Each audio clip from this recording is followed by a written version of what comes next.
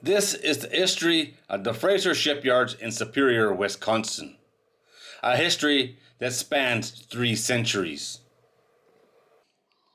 The origins of today's modern shipyard can be traced to 1890, when Alexander McDougall moved his well-backed shipbuilding operation from Duluth to an undeveloped strip of land in West Superior. This is from an article published by Duluth Seaway Port Authority magazine. On Christmas Day 1891, leading a team of men and horses, McDougall initiated construction of what was destined to become perhaps the greatest and most overlooked legacy at the Twin Ports shipbuilding industry, a timber graving dock. The dry dock at Superior instantly became not only the first one built on Lake Superior, but also the largest dry dock on the Great Lakes. During the next 9 years, the American Steel Bridge Company launched an average of 5 ships or barges annually.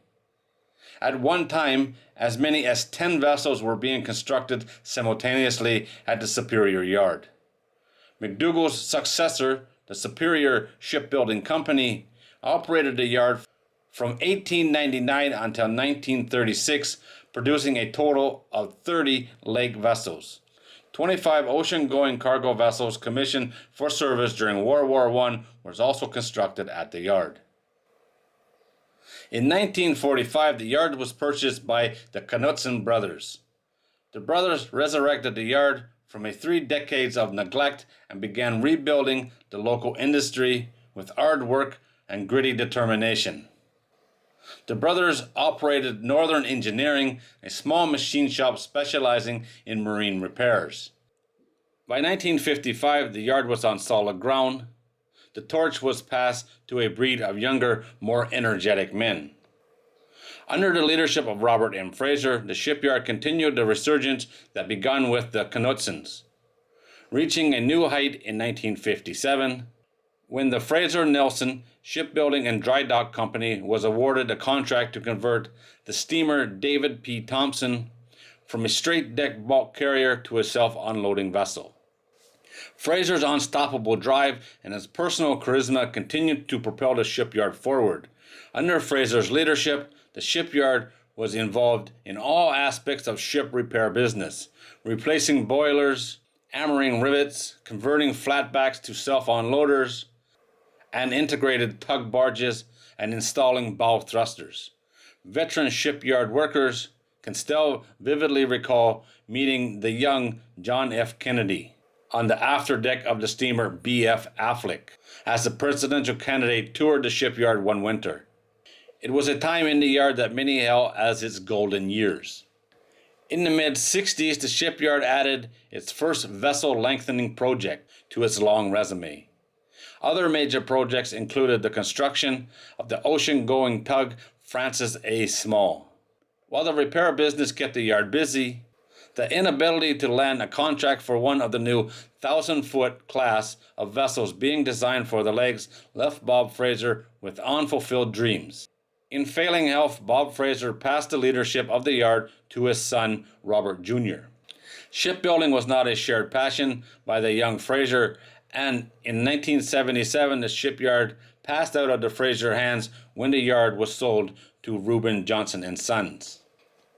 Under the new management, the shipyard continued to generate a large volume of work for the area and the conversion of 5 more Lakers to self-unloaders, including 3 U.S. steel vessels over the course of one winter in 1981, a feat unrivaled by any shipyard on the Great Lakes.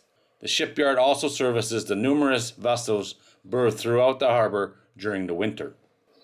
In 1990, Fraser Shipyards began the major conversion of the Leon Fraser to a cement bulk carrier, removing a 120-foot section of the hull, a first for any yard on the Great Lakes, and in June 1990, Fraser Shipyards Incorporated celebrated its 100th anniversary with a open house. The year 2000 marked the 3rd century in which the shipyard and dry dock facility has been in operation on Superior.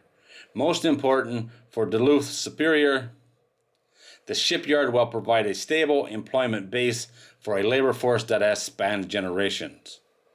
When the present management purchased the shipyard, the name on the door remained the same, Fraser Shipyards Incorporated, because the name stood for quality and tradition. As the new century progresses, the small shipyard at Superior continues to do big things for the community and the Great Lakes maritime industry.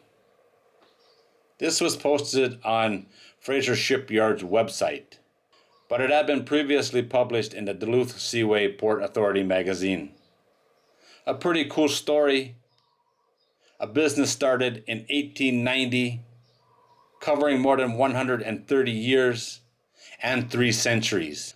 There's not a lot of businesses in the world that can make those kind of claims, that's for sure. An awesome story, and one I'm glad that I found.